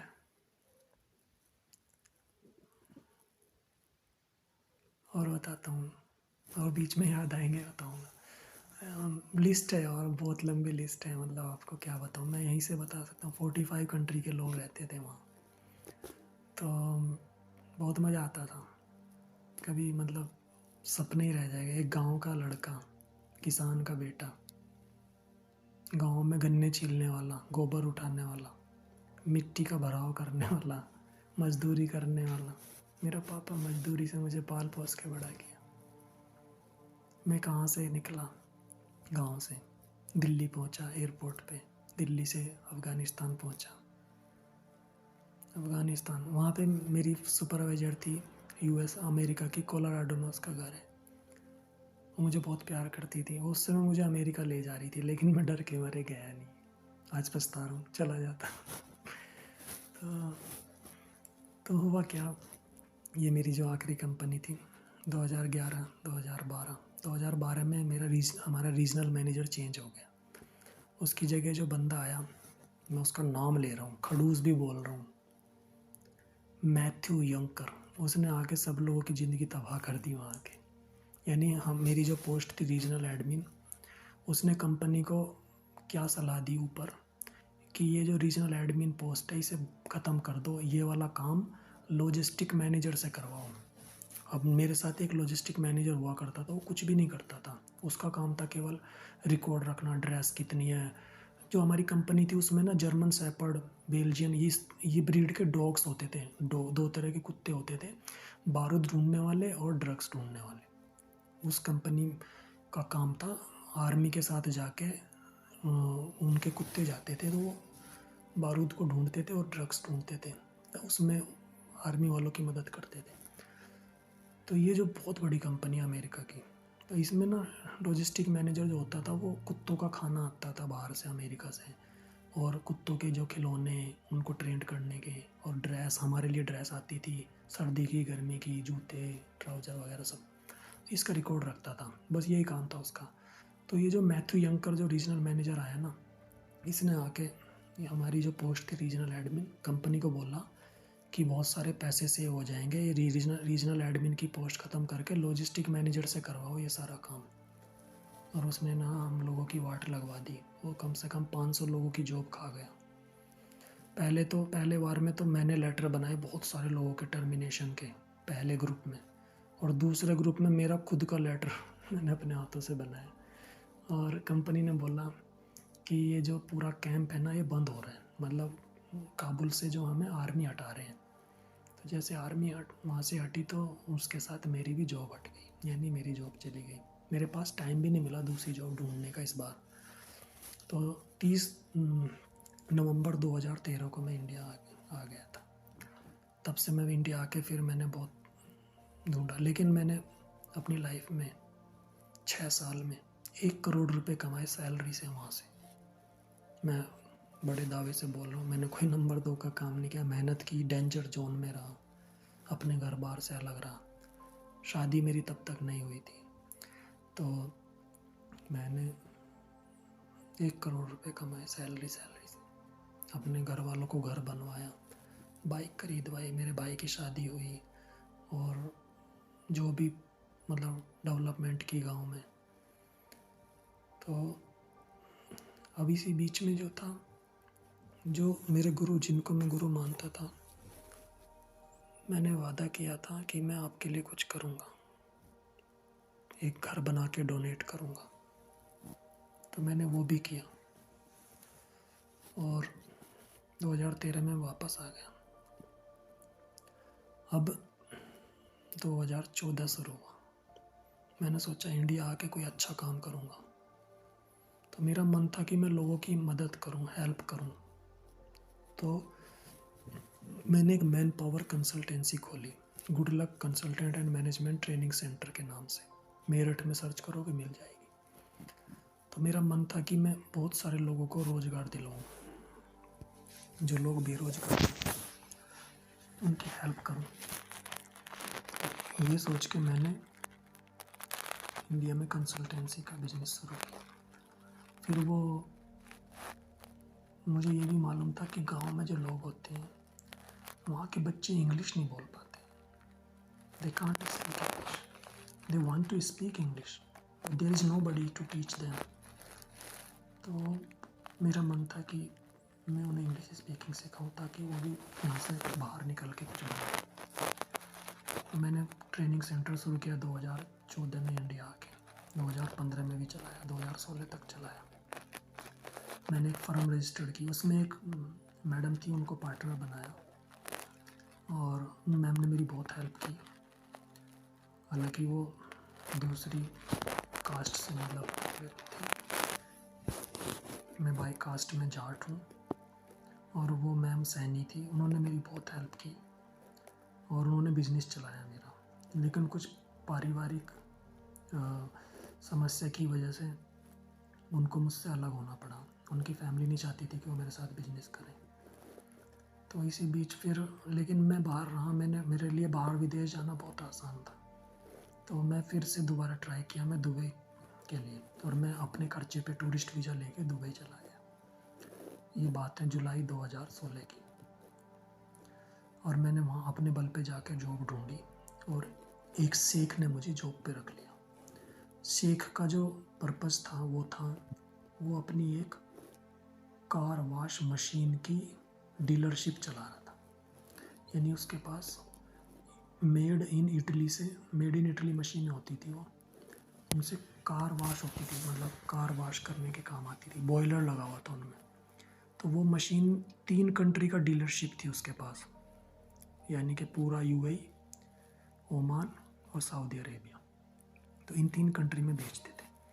उसने मुझे केवल मुझे ही हायर किया, एक बंदे को। वो अबू धाबी में रहता था और ये जो बिज़नेस था उसका ये अलायन में था। अलायन सिटी है अबू धाबी से 150 किलोमीटर दूर। मैं वहाँ पे रहा 1 साल। तो मैंने उसका बिज़नेस रन किया 1 साल। प्रेजेंटेशन बनाना पावर पॉइंट में, फिर कस्टमर्स को दिखानी मशीनें, डेमो दिखाना, फिर उसके घर पे जाके उसे इंस्टॉल करना, ये काम भी मैं खुद ही करता था। एक पाकिस्तानी ड्राइवर था, बहुत अच्छा बंदा था, वो हमारी मशीनें ट्रांसपोर्ट इधर से उधर छोड़ने जाता था, मैं उसके साथ जाता था गाड़ी में। हमने दुबई वर्ल्ड ट्रेड सेंटर में इवेंट भी लगाई थी, तो मैं इवेंट ऑर्गेनाइज भी की थी मैंने वहाँ पे। वो नई मशीन थी तो उन लोगों को दिखाने के लिए। अच्छे पैसे मिलते थे, सैलरी भी अच्छी थी, लेकिन शेख ने थोड़ी सी चीटिंग की मेरे साथ। उसने मुझे अपने घर का ड्राइवर बना के वीज़ा लगवा लिया, यानी प्राइवेट ड्राइवर दिखा दिया घर का। ये बात मुझे 6 महीने बाद पता चली। मुझे दुख हुआ कि यार मैं एमबीए करके आया हूँ यहाँ पे, ये मुझे अपने घर का ड्राइवर बना के अपने पैसे बचा रहा है ताकि गवर्नमेंट को इसे लेबर कार्ड ओपन ना करना पड़े। क्योंकि दुबई में क्या है, जिस पोस्ट पे आप काम करोगे वो उसके लिए आपको वहाँ गवर्नमेंट को कुछ फ़ीस देनी होती है कंपनी को। कंपनी लेबर कार्ड पे आपकी पोजीशन दिखाती है कि आप किस पोस्ट पे काम करते हो। अगर ऐसा नहीं है तो इसका मतलब आपको वहाँ पे वो प्राइवेट तरीके से, यानी अपने घर का कोटा, घर का कोटा मतलब अपने घर का एम्प्लॉय दिखा रहा है, यानी घर में काम वर्कर दिखा रहा है, जिससे उसके पैसे बच जाते हैं वहाँ के लोकल लोगों के। तो ये बात मुझे पता चली बाद में। मैंने उसे रिक्वेस्ट की कि प्लीज़ आप मेरा ये वीज़ा चेंज कराओ, लेकिन अच्छा होता है जो भी कुछ होता है। इसी बीच में मैंने वहाँ पे ड्राइविंग सीखी और मेरे पास आज दुबई का ड्राइविंग लाइसेंस भी है, सन 2027 तक वैलिड है। और पैसा भी अच्छा था, 1 लाख रुपए महीना में कमाता था वहाँ। लेकिन मैंने रूम लिया हुआ था अपने इंडियंस दोस्तों के साथ। अभी मैं दुबई वालों के लिए बता दूं जो दुबई जाना चाहते हैं, जाना बहुत आसान है, ठीक है, और अपने खर्चे पे जाओ तो ज़्यादा अच्छा है। क्योंकि ये जो इंडिया में एजेंट हैं ये चार्ज कर रहे हैं, कोई 1 लाख कोई 2 लाख फ़ीस चार्ज करते हैं। फिर उधर जाके वो पैसा रिकवर करने में टाइम लगता है, पोस्ट भी अपने हिसाब से नहीं मिलती है। तो अपने खर्चे पे जाओ टूरिस्ट वीज़ा लेके। वहाँ पे बहुत लोग पहले से ही इंटरव्यू देने के नाम के गए हुए हैं, फिर वो वीज़ा आपका ट्रांसफ़र हो जाता है एम्प्लॉयमेंट में। ऐसे भी कर सकते हो आप। बाकी जेन्युइन तरीके से जाओ, मतलब ऐसे लोगों के थ्रू जाओ जो फ़ीस ना चार्ज करते हो, एजेंट वगैरह, कंपनी हायर करती है। अब आ जाते हैं मैं दुबई से आ गया सन 2017 में वापस, क्योंकि शेख ने मेरा वीज़ा चेंज नहीं किया और मैं उस वीज़े पे काम नहीं करना चाहता था। बट फाइनली मेरे पास ड्राइविंग लाइसेंस है दुबई का। अगर कोई भाई चाहता है मतलब हायर करना मुझे दुबई के लिए, मैं उनको भी बता रहा हूँ, so you can hire me, I can drive very good. फिर 2017 में वापस इंडिया आया, तो वही अपना इंग्लिश स्पीकिंग कंसल्टेंसी। लेकिन यहाँ पे इंडिया में फ्रॉड बहुत ज़्यादा है। कंसल्टेंसी के नाम पे आपसे 1000 रुपये फ़ीस चार्ज कर लेंगे और जॉब लगवाएंगे नहीं। ऐसे लोग बहुत, मेरे साथ भी हुआ। Naukri.com वालों ने मेरे से 16-17 हज़ार रुपये ले लिए, ना नौकरी लगवाई, पैसे रख लिए, बाद में लड़ते फिर उनसे कोई फ़ायदा नहीं। फिर 2017 में यहीं पे रहा मैंने। इसी बीच में एक मेरा दोस्त है, एकेडमी चलाता है वो, उसकी पब्लिसिटी की, उसकी स्कूल्स, और लेकिन हर कोई अपने लिए काम कर रहा है, नेम फेम मनी। आप भी अपने लिए तो ढूंढ रहे हो। तो लॉन्ग टर्म रिलेशनशिप जहाँ नहीं है वहाँ आप ज़्यादा दिन नहीं रुक पाओगे। जहाँ आपको लगेगा कि आपकी कदर नहीं है, आपका यूज़ किया जा रहा है। एम आई राइट? कमेंट में बताना। वहाँ आप ज़्यादा दिन नहीं रुको। जब आपको पता चलेगा आपका यूज़ कर रहे हैं, आप नहीं रुकोगे ज़्यादा दिन। कोई नहीं, चलो किस्मत में होता है। दुबई से पैसा कमाया। फिर मन में था कि इंडिया जाके एक बहुत बड़ा स्कूल बनाऊंगा जहाँ पे गरीब बच्चों को पढ़ाऊँ।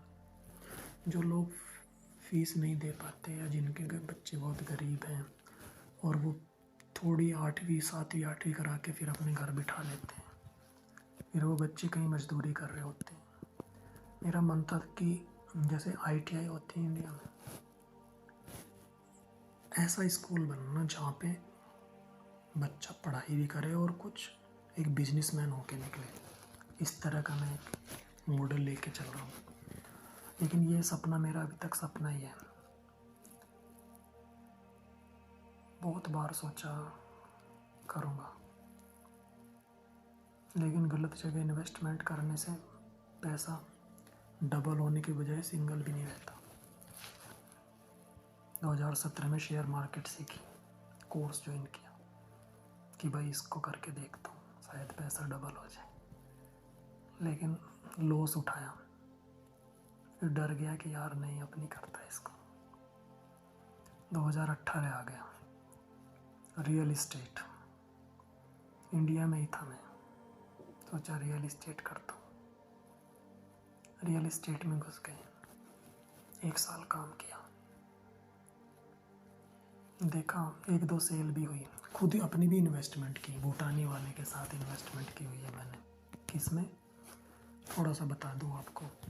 ये जो कोवर्किंग स्पेस का सिस्टम चला है नोएडा में, बड़ी बड़ी कंपनियां रेंट पे बिल्डिंग लेती हैं, लेकिन कोविड के टाइम पर रेंट भी नहीं दे पाए और माइनस में चले गए। अभी एक नया कॉन्सेप्ट चला है जिसमें आप जितना स्पेस आप यूज़ करोगे उतना ही रेंट देना है, यानी कोवर्किंग स्पेस। तो उसमें एज ए इन्वेस्टर मैंने कोवर्किंग स्पेस खरीदा, यानी 4 कुर्सी का ऑफिस, 5 कुर्सी का ऑफिस, ऐसे मैंने अपनी इन्वेस्टमेंट से ख़रीदा। अब किसी को आगे रेंट पे लेना हो तो एक एग्रीगेटर कंपनी है जो उसे रेंट पे उठाएगी और उसका जो रेंट आएगा वो मुझे मिलेगा, कुछ परसेंटेज वो रखेगा। तो ऐसे मैंने इन्वेस्टमेंट की हुई है भूटानी के साथ कोवर्किंग स्पेस। उसमें क्या है, टोकन साइज छोटा है, यानी 15-20 लाख रुपए भी इन्वेस्टमेंट करोगे तो उस पे भी अच्छा रिटर्न मिलता है और एग्रीमेंट मिलेगा आपको। जब तक पोजीशन नहीं मिलता तब तक भी आपकी जो अर्निंग है, यानी आपको रिटर्न मिल रहा है। और जैसे ही वो प्रोजेक्ट तैयार हो जाएगा उसके बाद उसका रेंट आना शुरू हो जाएगा, वो भी आपको मिलेगा। तो इसकी पूरी डिटेल जाननी हो तो बाद में कमेंट में लिख देना, मैं बता दूँ। अब चलते हैं 2018 में ये सीखा जी। उससे पहले 2014 में इंश्योरेंस कंपनी में भी जॉब की थी कुछ साल, मतलब 1 साल। इंश्योरेंस की भी नॉलेज ली। इंश्योरेंस के लिए बहुत पॉजिटिव हूँ। बहुत यूट्यूब पे वीडियो आती हैं कि पैसा कहाँ लगाएं, कहाँ कहाँ सेव करें। तो मेरे हिसाब से 3 चीज़ें बहुत बेस्ट होती हैं। Number 1 mutual fund, number 2 insurance और नंबर 3 प्रॉपर्टी, जहाँ से आप अच्छा, इन तीनों से बहुत अच्छा पैसा कमा सकते हो जहाँ अगर आप यहाँ इन्वेस्टमेंट करेंगे। अब आ जाइए 2019 आया, इंडिया में स्ट्रगल करता रहा, कभी सैलरी मिल गई कभी नहीं मिली, लेकिन जो सेविंग्स थी वो भी चलती रही धीरे धीरे। अब इंडिया में मन ही नहीं लगा, फिर ट्राई किया यार, फिर जाना है, फिर लिंक निकाला, पता चला मेरे दोस्त कतर चले गए हैं। कहाँ पे, US एयरफोर्स के बेस में। मैंने भी अप्लाई कर दिया। अब मुझे वहाँ पे दोबारा से 2019 में अगस्त में जॉब मिल गई। अब मैं अगस्त में वहाँ चला गया। 2019 से लेके 2022 तक वहाँ पे रहा। 2022 में फिर ज़िंदगी भाई इतनी आसान नहीं है, फिर फ्रॉड। आजकल वो स्कैम चल रहा है ना ऑनलाइन पैसे निकालने का। तो एक बंदे ने मेरे बच्चों, अच्छा अभी 2018 में एक चीज़ और हासिल कर ली। 2018 में शादी हुई। जिनसे मैंने शादी की उनकी एक बेटी है पहले हस्बैंड से। तो अभी मेरी फैमिली है, शादी थोड़ा लेट की, लेकिन डिसीजन बहुत सही लिया। अब मेरे पास अपनी फैमिली है, वाइफ है, बेटी है। बेटी पढ़ती है मेरी, ग्रेजुएशन, पोस्ट ग्रेजुएशन कर रही है, और उसको भी बहुत अच्छे मुकाम, उसका भी मेरा टारगेट है कि मैं उसे अच्छा पढ़ा लिखा के रास्ता दिखाऊं, विदेश में पैसे कमाए। वो भी बहुत अच्छी नेक दिल की है। उसका भी सपना है कि गरीब लोगों की हेल्प करें, पढ़ाएं लोगों को। स्कूल बनाना है एक, जहाँ पे गरीब बच्चे पढ़ सकें, गरीब लोगों की। देखो, आप लोगों का सहयोग रहा तो ज़रूर। ज़्यादा कुछ नहीं लगना है, मेरे को आपसे पैसा नहीं चाहिए। इस वीडियो को शेयर कर देना, लाइक कर देना, आपका कुछ नहीं जा रहा है इसमें। ये भाई आपके लिए कुछ ना कुछ करके जाएगा। दुनिया में आए तो दुनिया का हमने यहाँ का अन्न, दूध, जल, हवा, पानी हमने खाया है, पिया है, उसका कुछ तो उपकार मानना चाहिए, उसके बदला कुछ रिटर्न तो देने जाना चाहिए ना। क्योंकि ये समाज हमें, ये पेड़, ये हवा, ये पानी, ये सब फ्री में हम यूज़ कर रहे हैं, इसका कुछ ऋण चुकाना चाहिए। और माँ बाप का भी, माँ बाप का ऋण तो कोई चुका नहीं सकता, क्योंकि उन्होंने हमें, आपको यहाँ तक पहुँचाया। चाहे गरीब हो चाहे अमीर हो, सबके माँ बाप चाहते हैं कि उनकी औलाद बहुत ऊंची, बहुत ऊंचाई तक जाए। मैं आप सब लोगों से दुआ करूँगा, आप जो बच्चे मुझे देख रहे हैं, या जो गरीब परिवार मुझे देख रहे हैं, जो बिजनेसमैन लोग मुझे देख रहे हैं, जो माताएं, जो बहनें, आप सबके बच्चे कामयाब हो। 2019 कतर चला गया, एयरफोर्स के लिए काम किया, अमेरिका की एयरफोर्स के लिए एज प्रोजेक्ट कंट्रोल क्लर्क के रूप में। 1 लाख रुपए सैलरी महीने की, रहना खाना फ्री। 2022 आ गया। 2022 में एक आदमी फ़ोन करता है मेरे घर, बोलता है मुझे मेरी बेटी ने मीशो पे एक स्टोर बनाया हुआ था, बोलता है मुझे कपड़े खरीदने, पैसे पेमेंट कैसे करूं? तो उसने बोला गूगल पे कर दो। उसने गूगल पे से पेमेंट करने के बजाय पेमेंट लेने का कोड भेज दिया, और ऐसे 2-3 बार में अकाउंट से लगभग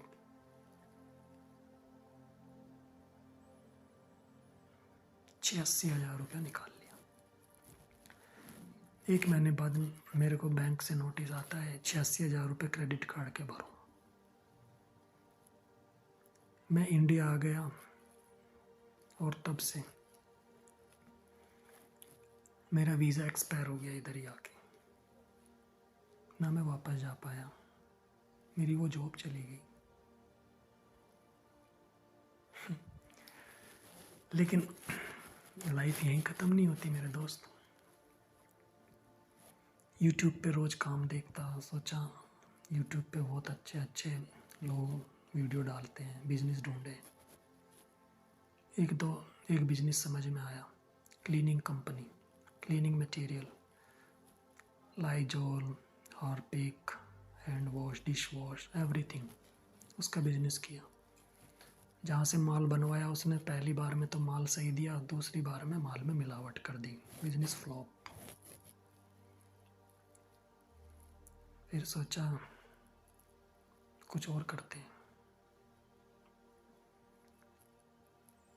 फिर एक दोस्त मिला, MLM, डिजिटल करेंसी में पैसा लगा दे। उसके कहने पे 1,60,000 रुपये लगा दिए। जिस बंदे के साथ पैसे लगाए, मैं नाम ले रहा हूँ उस बंदे का, अगर आप लोगों ने भी लगाए हो ना और आपको कहीं मिल जाए तो पकड़ के दो ना। नाम है उसका विकास मलिक, एड्रेस है उसका बड़ौत, पैट पट्टी। 1,60,000 रुपये मेरे से बोला 1 साल के लिए मेरे साथ लग जाओ, आपके पैसे 4 गुना कर दूंगा। जिसने पैसे लगवाए उसका नाम है इंद्रपाल सैनी।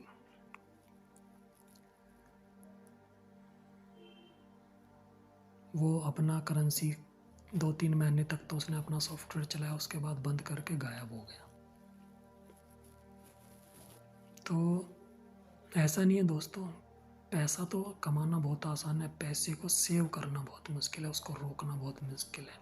आपके आसपास ऐसे लोग होंगे जिनकी नज़र आपके पैसे पे होगी, आपकी हेल्प नहीं कर रहे हैं, वो सोच रहे हैं इसकी इन्वेस्टमेंट कहाँ करूँ गलत जगह, कहाँ से पैसा निकालूँ। यहाँ पे कमीशन खोरी बहुत ज़्यादा है। ठीक है, मेहनत करना अच्छी बात है, लेकिन किसी को धोखा देना अच्छी बात नहीं है। अभी सब सही चल रहा है। अभी यूट्यूब पे आया हूँ, काफ़ी देर होगी, इतना टाइम दिया आप लोगों ने। वीडियो काफ़ी लंबी होगी, मैं इतनी लंबी करना नहीं चाहता था, लेकिन स्टोरी है, पूरी सुनाऊंगा तभी समझ में आएगी आपको। अब कुछ बड़ा करना चाहता हूँ, इसलिए यूट्यूब पे आया हूँ। डिजिटल मार्केटिंग की पढ़ाई की हुई है, अब उसी में एक एजेंसी खोलने जा रहा हूँ। मेरा उद्देश्य ये है, जो लोग बिजनेसमैन लोग इसे सुन रहे हैं, अगर आपने शुरू से वीडियो पूरी देखी है और यहाँ एंड तक पहुँच गए हो, तो मैं ये करना चाह रहा हूँ। एक दोस्त है मेरा, पार्टनर है, उसको लगभग 14 साल हो गए डिजिटल मार्केटिंग में जॉब करते, और मुझे लगभग 10 साल एक्सपीरियंस मुझे हो गया डिजिटल मार्केटिंग करते हैं, क्योंकि मैंने बीच में साइड में और भी बिजनेस किए, कई सारे बिजनेस चलाए, कोचिंग सेंटर चलाया। तो अभी हम जानते हैं कि बिजनेस को कैसे ग्रो करना है, कैसे नंबर 1 पे ले जाना है, कीवर्ड्स क्या होते हैं, एसईओ क्या होता है, सर्च इंजन ऑप्टिमाइजेशन क्या होता है, बैकलिंक्स क्या होते हैं, कंटेंट कैसे डालना है, ब्लॉग्स पे कनेक्ट कैसे करना है, यूट्यूब चैनल, फेसबुक पे ऐड कैसे डालना है, पीपीसी पे पर क्लिक, और एनालिसिस कैसे करनी है। मतलब हम आपके बिजनेस को आगे ले जा सकते हैं, ये मुझे आता है, मेरे दोस्त को भी आता है। तो हम अभी एक एजेंसी ओपन करने जा रहे हैं, तो अगर आप बिजनेसमैन हो तो कांटेक्ट कर लेना, मैं नंबर दे दूंगा डिस्क्रिप्शन में नीचे। अब चलते हैं नेक्स्ट। मेरे पास कई सारी मेंबरशिप्स हैं, एजेंसीज़ हैं, जिसमें से एक एजेंसी मेरे पास वीज़ा, स्टूडेंट वीज़ा कैसे मिले। अगर आप पढ़ने के लिए जाना चाहते हैं विदेश, तो मैं आपकी हेल्प कर सकता हूँ। मुझे आपसे एडवांस कुछ नहीं चाहिए, मैंने आपसे कोई पैसा नहीं मांगा, मैं पैसा मांग भी नहीं रहा हूँ आपसे। जो खर्चा आपका लगेगा वो आप आगे वहीं देना। वीज़ा चाहिए, स्टूडेंट वीज़ा, तो मुझसे कांटेक्ट कर सकते हैं किसी भी कंट्री में पढ़ने जाने के लिए। मैं आपको कुछ अपने डॉक्यूमेंट्स देने होंगे शुरू में, क्योंकि वहाँ पे इवैल्यूएशन होती है सबसे पहले, और फिर आपको ये बताना होगा कि आप किस कोर्स के लिए एलिजिबल होना चाहते हैं, मतलब क्या करना चाहते हैं, डिग्री करना चाहते हैं, डिप्लोमा। स्टूडेंट वीज़ा हो गया। अब आ जाओ वर्क परमिट और पीआर। वर्क परमिट तो मैं नहीं दिलवा सकता अभी, मेरे पास लिंक्स हैं, लेकिन मैं उन्हें ट्रस्ट नहीं करता उन लोगों को। मैं नहीं चाहता कि मेरे थ्रू कोई जाए और वो आगे कोई उसके साथ फ्रॉड कर दे। नो, मैंने बहुत कुछ देखा हुआ लाइफ में दोस्तों, कभी गलत सलाह नहीं दी किसी को, ना दूंगा। हाँ, पीआर का करा सकता हूँ, परमानेंट रेजिडेंस इन कनाडा।